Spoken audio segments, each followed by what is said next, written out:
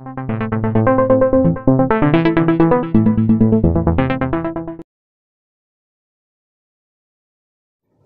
হিস্ট্রির আজকের আলোচনার বিষয় 19 শতকের বঙ্গীয় নবজাগরণ কি তথাকথিত নবজাগরণ ছিল। শিক্ষার্থী বন্ধুরা, তোমরা জানো যে 19বিংশ শতকে পাশ্চাত্য শিক্ষা, সভ্যতা ও সংস্কৃতির সংস্পর্শে বাঙালি মধ্যবিত্ত সমাজে এক তীব্র আলোড়নের সঞ্চার হয়। বাংলার ধর্ম, সমাজ ও সংস্কৃতিতে প্রগতিশীলতা এবং আধুনিকতার বার্তা ছড়িয়ে যায়। এই প্রাণচাঞ্চল্যের ঘটনাকে ইতালীয় নবজাগরণের সঙ্গে তুলনা করে একে বলা হয় বঙ্গীয় নবজাগরণ। যদিও 19 শতকের প্রেক্ষাপটে এই নবজাগরণ বা রেনেসাঁস কথাটি প্রথম কে উল্লেখ করেছেন সেটা সঠিকভাবে জানা যায় না।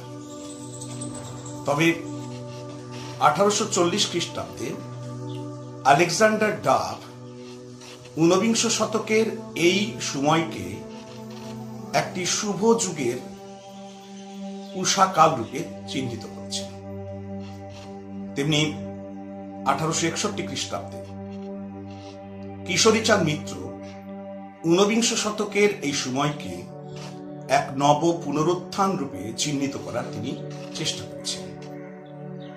পরবর্তীকালে বঙ্কিমচন্দ্র চট্টোপাধ্যায়, অরবিন্দ ঘোষ, কেশবচন্দ্র সেন, বিপিনচন্দ্র পাল প্রমুখরা 19 শতককে রেনেসাঁসের যুগ রূপে তুলে ধরার চেষ্টা করেছেন। এখন এই 19 শতক সত্যিকারই রেনেসাঁসের যুগ ছিল কিনা, বা এটা নবজাগরণকে আখ্যায়িত করা যায় কিনা, সেই প্রসঙ্গে আসার আগে প্রথমে বলে রাখি যে অধ্যাপক সুশোভন সরকার অমিত সেন ছদ্মনামে নোটস অন বেঙ্গল রেনেসাঁ গ্রন্থে তিনি প্রথম রেনেসাঁস কথাটিকে জনপ্রিয় করে তোলেন। তবে 19 শতকের এই জাগরণকে যে নামেই ডাকা হোক না কেন, এই চাঞ্চল্যের ঘটনাকে, এই পরিবর্তনের ঘটনাকে কেন্দ্র করে ঐতিহাসিক মহলে এক তীব্র মতবিরোধ বা তীব্র মতপার্থক্যের সূচনা হচ্ছে।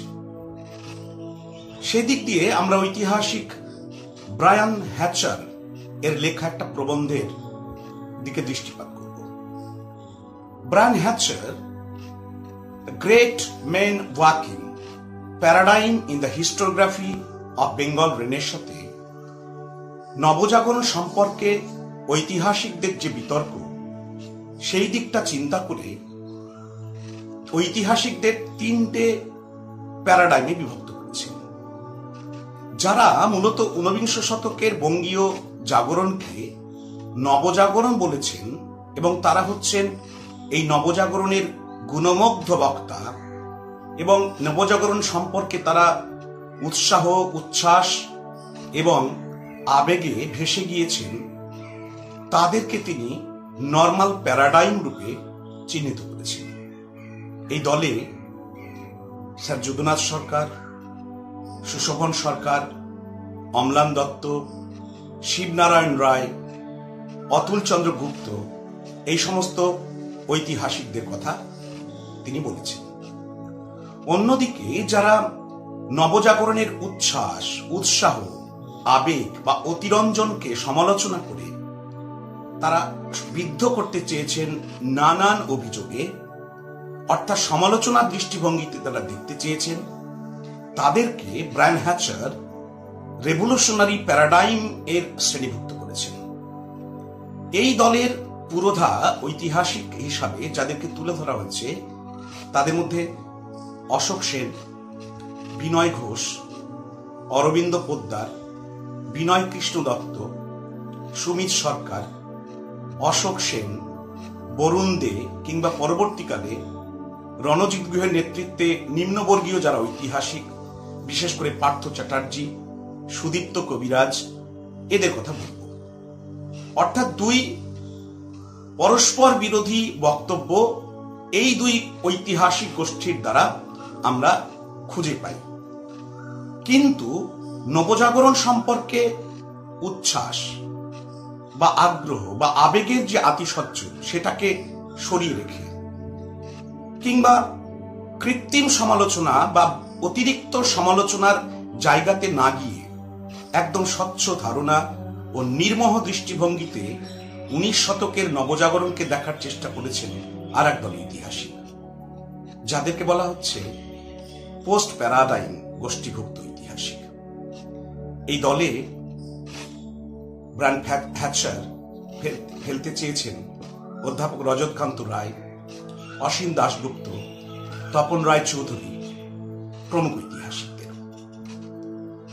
এখন আমরা দেখে নেব যে যারা নর্মাল প্যারাডাইম গোষ্ঠীভুক্ত ঐতিহাসিক, তারা নবজাগরণকে কিভাবে দেখতে চেয়েছেন।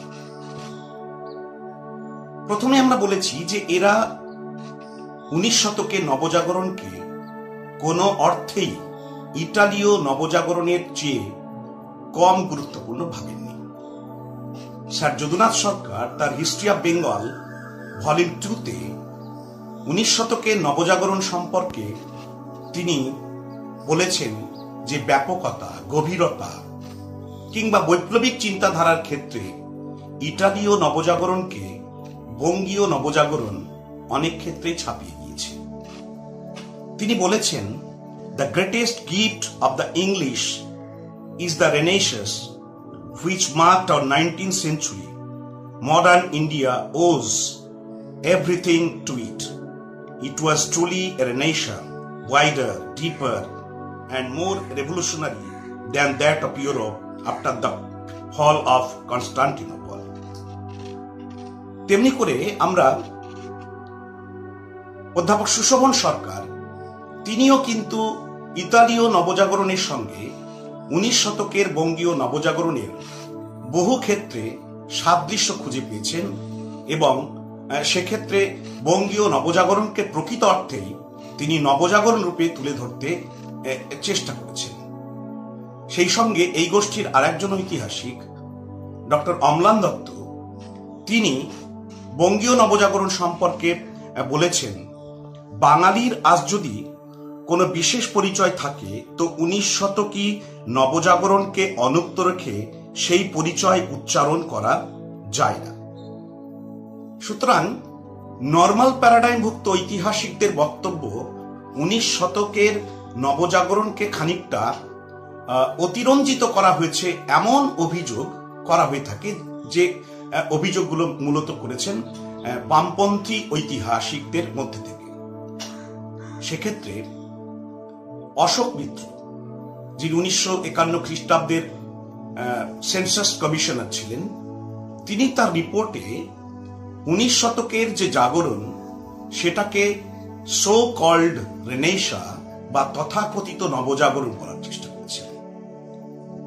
সেক্ষেত্রে তার বক্তব্য হচ্ছে, ব্রিটিশ শাসনের মূলত চিরস্থায়ী বন্দোবস্তের যে নব উত্থিত জমিদার শ্রেণী, যারা বাংলার কৃষকদেরকে শোষণ করে যে প্রভূত পরিমাণ সম্পদ অর্জন করেছিল, সেই সম্পদই কলকাতায় চালান করে দিয়েছিল, আর সেই সম্পদেই তাদের মধ্যে একটি সাংস্কৃতিক জাগরণ গড়ে উঠেছিল, এই কথা বলতে চেয়েছেন। এবং এটা সার্বজনীনভাবে বাংলায় কোনো সাংস্কৃতিক পরিবর্তনের বার্তা বহন করে আনেনি, এটা মূলত ছিল কলকাতা কেন্দ্রিক। আর একজন পণ্ডিত বিনয় ঘোষ, প্রথম দিকে নবজাগরণ সম্পর্কে তিনি উচ্ছ্বাস ব্যক্ত করলেও পরবর্তীকালে তার বক্তব্য থেকে পুরোপুরি তিনি তার অবস্থান পরিবর্তন করেন এবং পরবর্তীকালে তিনি অশোক মিত্রের থেকে আরো এক ধাপ এগিয়ে গিয়ে 19 শতকের নবজাগরণকে বলছেন একটি ঐতিহাসিক প্রতারণা, একটি ঐতিহাসিক ছলনা। তিনি বলেছেন 19 শতকের নবজাগরণকে একটি অতিকথন মাত্র, একটি মিথ। তিনি তার বক্তব্যের মধ্য দিয়ে তার এই যে আখ্যা তিনি নবজাগরণ সম্পর্কে করেছেন, সেটা ফুটিয়ে তোলার চেষ্টা করেছেন। বিনয় ঘোষ তিনি বলতে চেয়েছেন সোডার বোতলের উচ্ছ্বসিত বুদবুদের মতো খানিকটা সাময়িক আদর্শগত চিত্তচাঞ্চল্য এদেশের কয়েকজন ব্যক্তির মধ্যে লক্ষ্য করে ও রেলগাড়ির বাষ্পীয় ইঞ্জিনের শব্দ আর কয়েকটি ক্ষুদে কারখানার ভো শুনে আমরা ভেবেছি আমাদের দেশে ইউরোপের মতো রেনেসাঁসের হাওয়া বইছে। আমাদের ভাবনা ভুল, সাদৃশ্যবোধ ভুল। হাওয়া বইছিল সমাজের উপরতলার চিলে কোঠার একটা ছোট্ট আধখোলা জানালা দিয়ে। সেই হাওয়া কারো গায়ে লাগেনি, মনে তো নয়। নবজাগরণ হয়নি, যা লেখা হয়েছে এখনো লেখা হয়, তা অতি কথা। সুতরাং এই জায়গাটা অত্যন্ত গুরুত্বপূর্ণ বিনয় ঘোষের বক্তব্যে। অরবিন্দ পোদ্দার তিনিও এই বঙ্গীয় নবজাগরণের উচ্ছ্বাস, সেটাকে তিনি সমালোচনা করার চেষ্টা করেছেন। তিনি বলেছেন, এ Renaissance which assured the people neither a recognition nor a place in the manifestation of its world was from its very inception from both qualitative and quantitative considerations a distorted, sapless Renaissance. England having been its wet nurse, it was as it were an English Renaissance in quite a different garb enacted on India's soil. আর বিনয় কৃষ্ণ দত্ত আর একজন সমালোচক, তিনি 19 শতকের নবজাগরণকে কাক জ্যোৎস্না বলেছেন। এদেরই ধারাকে এগিয়ে নিয়ে গিয়েছিলেন পরবর্তীকালে ডক্টর সুমিত সরকার, অশোক সেন, বরুণ দেরা। তারা বলছেন যে 19 শতকের নবজাগরণ মূলত পাশ্চাত্য শিক্ষায় শিক্ষিত উচ্চবর্গের কলকাতার কিছু মানুষের দ্বারা পরিচালিত হয়েছিল। এটা কলকাতার বাইরে বা কলকাতার সঙ্গে গুটিকতক শহর বাদ দিয়ে গোটা বাংলার কোথাও এর কোনো প্রভাব পড়েনি এবং নিচুতলার মানুষের সঙ্গে, সাধারণ মানুষের সঙ্গে এই জাগরণের কোনো সংস্রব ছিল না, কোনো প্রভাব তাদেরকে প্রভাবিত করতে পারেনি। এবং তাদের এই বক্তব্যকে আরো সম্প্রসারিত করার চেষ্টা করেছেন পরবর্তীকালে, বিশেষ করে 1980-র দশকের পরে যখন ডক্টর রণজিৎ গুহের নেতৃত্বে সাবঅল্টার্ন স্টাডিজ বিকশিত হল। এবং রণজিৎ গুহর পথ অনুসরণ করে অধ্যাপক পার্থ চ্যাটার্জি, সুদীপ্ত কবিরাজ প্রমুখরা তারা নবজাগরণের যে বক্তব্য বা নবজাগরণ রূপে অভিহিত করার যে প্রচেষ্টা যদুনাথ সরকার কিংবা সুশোভন সরকারদের দ্বারা একটা প্রবণতা লক্ষ্য করি, সেই প্রবণতার তারা অস্বীকার করার চেষ্টা করেছেন। তাদের বক্তব্যের মূল ভাষ্যও একই, অর্থাৎ সমাজের গুটিকতক মানুষের মধ্যেই পরিবর্তন হয়েছিল। এই পরিবর্তন, এই জাগরণ সর্বসাধারণের মধ্যে ছড়িয়ে পড়েনি। সুতরাং যে পরিবর্তন সর্বসাধারণের মধ্যে ছড়িয়ে পড়েনি তাকে কিছুতেই আমরা নবজাগরণ বলতে পারি না। তাদের বক্তব্যে আরো কিছু বিষয় উঠে এসেছে। তারা বলতে চেয়েছেন যে ইটালীয় নবজাগরণ বলতে যেটা বোঝায় সেটা মূলত ল্যাটিন এবং গ্রিক সাহিত্যকে কেন্দ্র করে গড়ে উঠেছিল, যেটাকে পুনরুজ্জীবনবাদী একটা প্রবণতা বলতে পারি। কিন্তু 19 শতকের বাংলায় যে জাগরণের কথা বলা হচ্ছে সেটা মূলত ফার্সি, সংস্কৃত এবং ইংরেজি ভাষা সাহিত্যকে কেন্দ্র করে গড়ে উঠেছে। সেদিক দিয়ে এটাকে আমরা কিছুতেই পুনরুজ্জীবনবাদী বা পুনর্জন্ম এইভাবে ব্যাখ্যা করতে পারি না। তাছাড়া ইটালিতে যে নগর বিপ্লব বা নগর বাণিজ্য বা বাণিজ্য বিপ্লবের যে পটভূমিতে ফ্লোরেন্সকে কেন্দ্র করে মেদিচি পরিবারের বদান্যতায়, পৃষ্ঠপোষকতায় ধর্ম, সাহিত্য, সংস্কৃতি, শিল্পকলা সর্বক্ষেত্রে বহুমুখী সৃষ্টিশীলতা লক্ষ্য করা গেছে, কলকাতার নবজাগরণে, বাংলার নবজাগরণে এত পরিধি, এই গতিশীলতা বা এই প্রাবল্য কিন্তু পরিলক্ষিত হয়নি। সেই বিচারেকে কিছুতেই নবজাগরণ বলা যেতে পারে না। কিন্তু এই দুই মতের মাঝখানে দাঁড়িয়ে পোস্ট প্যারাডাইম হিস্টোরিয়ানরা, বিশেষ করে অসীম দাশগুপ্ত, তপন রায় চৌধুরী কিংবা রজতকান্ত রায়, তারা বঙ্গীয় নবজাগরণ সম্পর্কে সীমাবদ্ধতার দিকটি তুলে ধরেও তারা বলার চেষ্টা করেছেন যে যে পরিবর্তনটা 19 শতকে হয়েছিল, সেই পরিবর্তনের ফলে বাংলার ধর্ম, সমাজ কিংবা সংস্কৃতির ক্ষেত্রে, সাহিত্য, দর্শনের ক্ষেত্রে যে বিপুল রূপান্তর এসেছিল এবং মধ্যযুগীয় গোড়ামি, মধ্যযুগীয় কুপ্রথা, সামাজিক অচলায়তন যে ব্যবস্থা, তার পরিবর্তনে যে বিরাট একটা আঘাত দেওয়া সম্ভব হয়েছিল, সেটা নবজাগরণেরই ফসল। সুতরাং এটা একটা বড় পরিবর্তন।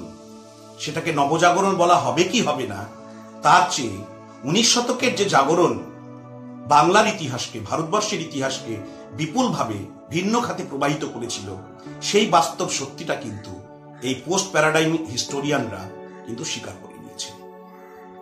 আর একটা বিতর্ক উঠে আসে যে এই নবজাগরণের স্রষ্টা কারা। আমরা সাধারণত রাজা রামমোহন রায়কে নবজাগরণের অগ্রগামী নায়ক, ভারতের প্রথম আধুনিক মানুষ রূপে তুলে ধরে তাকেই নবজাগরণের স্রষ্টা বলি। যদিও রমেশচন্দ্র মজুমদার কিংবা ডেভিড কফ এরা রাজা রামমোহন রায়কে নবজাগরণের স্রষ্টা রূপে কৃতিত্ব দিতে তারা রাজি হননি।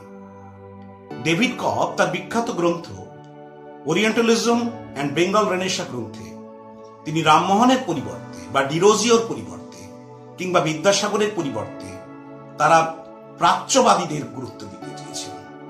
সেক্ষেত্রে ওয়ারেন হেস্টিংসের নেতৃত্বে যে চিন্তা ভাবনার যে পরিবর্তন এবং সাংস্কৃতিক ক্ষেত্রে যে জ্ঞানচর্চার পরিবেশ তৈরি হয়েছিল, যেটা পরবর্তীকালে এশিয়াটিক সোসাইটি এবং তার পরবর্তীকালে ওয়েলেসলির দ্বারা ফোর্ট উইলিয়াম কলেজের প্রতিষ্ঠা এবং ফোর্ট উইলিয়াম কলেজকে কেন্দ্র করে প্রাচ্যবিদদের দ্বারা বাংলার সাংস্কৃতিক জগতে, বাংলার শিক্ষা জগতে যে বিপুল পরিবর্তন এসেছিল, সেটাই হচ্ছে নবজাগরণের শুভ সূচনা।